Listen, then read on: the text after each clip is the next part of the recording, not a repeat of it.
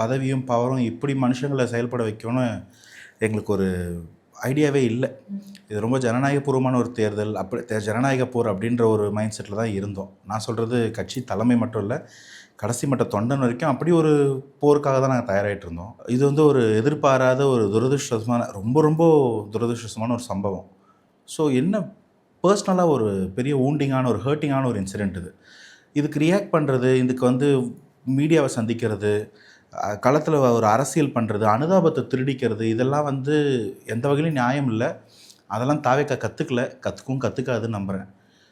தவிரவும் பர்சனலாக ஒரு ஹர்ட்டுன்னும் போது நாங்களே நில குலைஞ்சு போயிட்டோம். விஜய் சாரை பார்க்குறதுக்கு வராங்க, அப்படி ஒரு கூட்டத்தை பார்க்குறோம். அந்த இடத்துல இப்படி ஒரு அசம்பாவிதம் நிகழ்ந்தால் அது என்ன பண்ணுன்றதே வந்து ஒரு மலப்பான ஒரு அதிர்ச்சியான ஒரு சம்பவமாக போயிடுச்சு.